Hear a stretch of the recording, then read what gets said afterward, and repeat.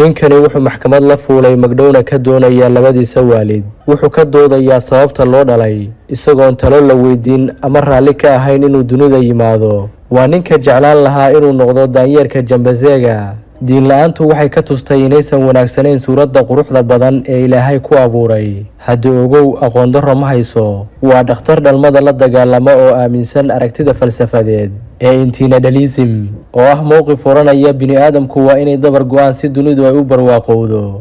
waalidkii wuxuu u yaqaana casyo danaystayaala oo raaxo mooye aan ka fikirin mustaqbalka ubadkooda. wuxuu cabsi ka qabaa nolosha bini'aadamka oo ula muuqata afduub iyo addoonsi xorriyadda ka fog. hooyadii culayska iyo ciriiriga ku soo korisay halkuu u abaalgudi lahaa hagardaamo ayuu la daba joogaa. wuxuuna la gula yimid dacwaddii dunida ugu yaabka iyo amakaaga badnayd isagoo ku doodaya in waalidiintu ay dhalaan carruur aan qarash iyo qorshe nololeed loo hayn, kuwaasoo dhibaato ku dhammaysta cimrigoodoo dhan. fadlan like saar muuqaalkan. haddaad noo sheergaraysana waxaan goyn doonaa malaayiin mayl. mahadsanid. ninkan ayaa furtay galdacwadeedkii ugu xumaa ee maxkamadii ay soo oogto. wuxuuna wadnaha jaray hooyadii iyo aabbihii oo ubadkooda ugu jeclaa, kuna indha kuulan jiray wiilkooda 30 jirka. magaciisu waa Rafael Samuel oo ah ganacsade iyo dhakhtar ka hortaga dhalmada, kaasoo ka soo jeeda magaalada Mumbai ee dalka Hindiya.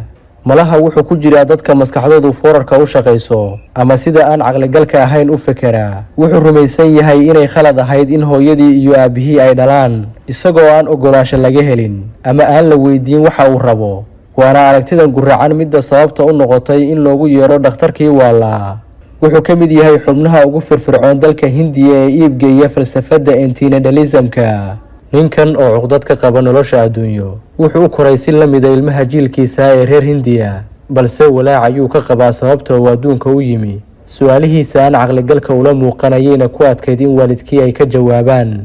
xaqiiqo ahaan wuu fahmi lahaa in cibaado iyo alla kacabsi loo abuuray haddii uu muslim ahaan lahaa. nasiib darro wuxuu ka dhashay qoys aaminsan caqiidada buddhistaha. wuxuu kaloo dhab u aaminsan yahay in xayawaanada iyo dhulku ay wanaagsanaan lahaayeen haddii aanay bini'aadamku jiri lahayn. haddii uu helayo wuxuu door bidi lahaa inuu ka mid noqdo daanyeerada duurkana kula noolaado xayawaanada halista ah.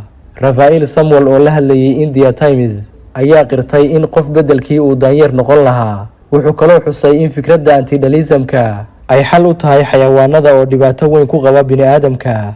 arrinta cajiibka noqotay ee dad badan ay la yaabeen ayaana ah in ninka labadiisa waalid ay yihiin qareenno maxkamadaha ka difaaca eedaysanayaasha. waxay aqbaleen in wiilkooda uu xaq u leeyahay kacdoonka uu abuuray, kiiskiisana garsoorku ay daahfuri karaan. balse maxkamadda Mumbai ayaa gaashaanka u daruurtay ama burburisay eedaynta Rafael Samuel uu u soo jeediyey labadiisa waalid. waxayna ku sheegeen midaan maangal lahayn in qofii uu dood ka keeno dhalashadiisii ka hor wixii dhici lahaa. bishaaro ma tahay hooyo Soomaaliyeed oo ku nool qurbaha gaar ahaan Mareykanka, Canada iyo Yurub? ma dareemaysaa inaad u baahan tahay inaad hesho dhaqaale ama dakhli ka madax bannaan midka aad hadda samayso? ma doonaysaa inaad muddo kooban ku hesho maal adduunoon xad lahayn?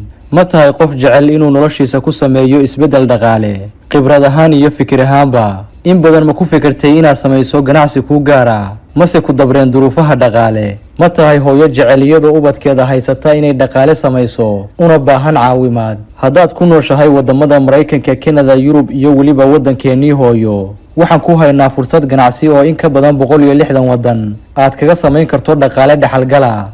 shirkadda weyn ee Forever Living oo Soomaali badan u fidisay fursad ganacsi waxay kugu bishaaraynaysaa fursad aad dhaqaale kooban ku bilaabi karto. haddii ay kaa go'an tahay isla markaana aad tahay qofka loo baahan yahay, fadlan la xiriir manager Cusmaan oo dad badan ka caawiyey sidii ay u gaari lahaayeen isku filnaansho maaliyadeed iyo khibrad ganacsi. manager Cusmaan wuxuu ku dhex leeyahay Forever Living ganacsi ka shaqeeya wadamo badan. adigana wuxuu diyaar kugu yahay WhatsApp number +1 41 65 79 80 53. waase haddii aad awooddo inaad bilowdo ganacsigan oo ay kaa go'an tahay.